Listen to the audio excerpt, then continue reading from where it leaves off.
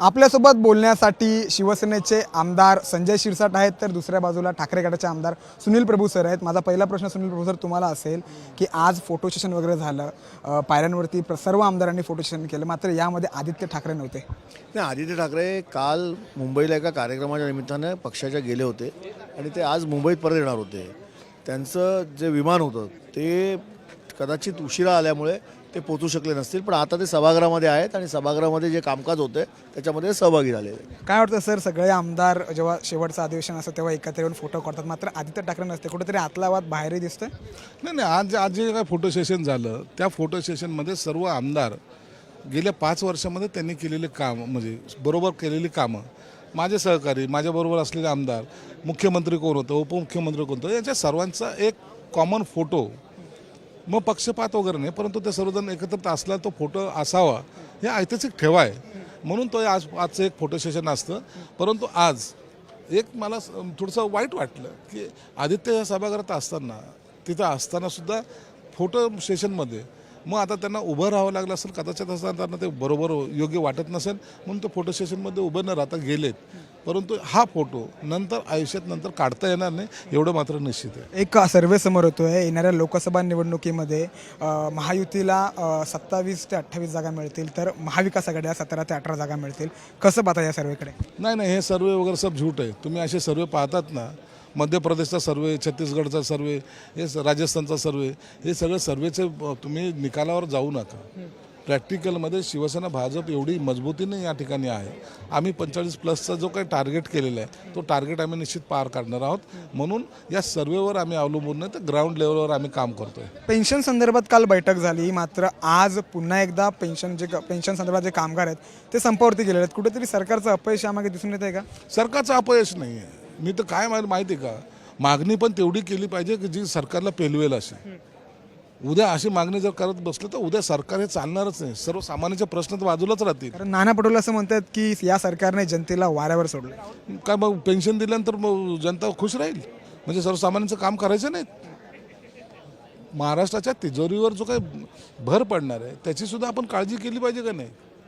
आम्ही या सभागृहात येतो, कसे आहे, मतदारसंघामध्ये काम झालं पाहिजे. जर माझे कामं होत नसतील, पण निधी नाही, पैसे नाही, असं जर कोणी जर बोललं मग त्याला उत्तर काय? म्हणून सरकारला या सगळ्या बाबीचा पेन्शनधारकाला पेन्शन दिली पाहिजे, परंतु ती कशी बसवली पाहिजे, कसं त्यांच्यासाठी आपल्याला वेगळी तरतूद केली पाहिजे, यासाठी अजितदादांनी सांगितले निवडणुकीपूर्वी आम्ही त्याची घोषणा करू. एक महत्त्वाचा प्रश्न, मराठा आरक्षण आणि ओबीसी आरक्षण वाद पेटतोय. मंत्री छगन भुजबळच असं म्हणतायत की माझ्यावरती फायरिंग होण्याची शक्यता होती, अशी त्यांनी एक भीती व्यक्त केली होती. काय वाटतं, सरकारचेच मंत्री जर का असं म्हणतायत तर याकडे कसं पाहता? नाही, असे स्टेटमेंट मला वाटतं की एक तर करू नये, कोणीच नाही करू. काय व्हायला लागलं की मराठा आरक्षण हा विषय राहिला बाजूला आणि ओबीसी मराठामध्ये कुठं वाद पेटतो की काय असं चित्र निर्माण व्हायला लागलेलं आहे. मग भुजबळ काय बोलले का मग जरांगे काय बोलतील, मग जरांगे काय बोलले का भुजबळ बोलतील, आणि हा वाद लोकांना पण नको आहे आणि त्यांनाही ते आवडत नसावं. म्हणून हा वाद पेटवण्यापेक्षा हे आरक्षणाचा तिढा कसा सोडवला जाईल याकडे लक्ष असलं पाहिजे आणि सरकार ते आपली भूमिका एकदम भक्कमपणे उठवतं आहे. म्हणून इतरांना चिंता करण्यापेक्षा त्यांना सरकारला सहकार्य करावं अशी आमची त्यांना विनंती राहील. शेवटचा एक महत्त्वाचा प्रश्न, शिवीगाळ करणं हे चुकीचं आहे. 2 आमदार एकमेकांना शिवीगाळ करतात, एक भाजपचे आहेत, दुसरे राष्ट्रवादीचे आहेत. त्यांची ती ऑडिओ क्लिप समाज माध्यमावरती व्हायरल होते. कसं बघता याकडे? 2 आमदार एकमेकांना शिवीगाळ करतात. नाही, मी तुमच्या माध्यमावरती ती व्हिडिओ ऑडिओ क्लिप ऐकली मी, पण असं करायला नको. तुम्ही नेते आहात, तुम्ही आमदार आहात, तुम्ही मंत्री राहिलेले आहात, दोन्ही मंत्री राहिलेले आहेत आणि मग तुम्ही जर एकमेकाला जर शिवीगाळ कराल तर समोर खालचा जो आपल्या बरोबरचा सहकारी आपला कार्यकर्ता असतो त्याच्या मनावर सुद्धा विपरीत परिणाम होतो. मग ती भांडणाची सुरुवात जर तुम्ही करत असाल तर ती खाली जास्त प्रमाणात होईल.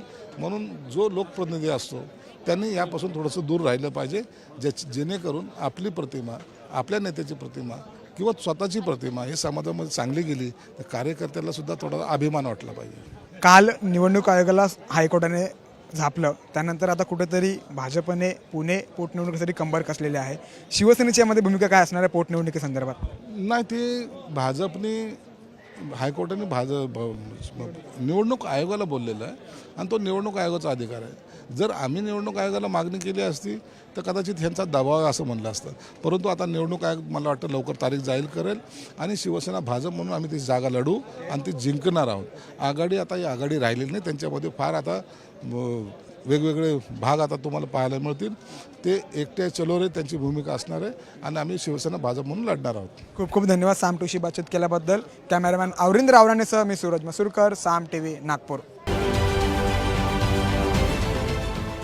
देश विदेशातील प्रत्येक घडामोडींचे लाईव्ह अपडेट मिळवण्यासाठी आता साम टीव्हीच्या सर्व सोशल मीडिया प्लॅटफॉर्मला लाईक, फॉलो आणि सबस्क्राईब करा. तसंच सर्व नोटिफिकेशनसाठी बेल आयकॉन प्रेस करायला विसरू नका.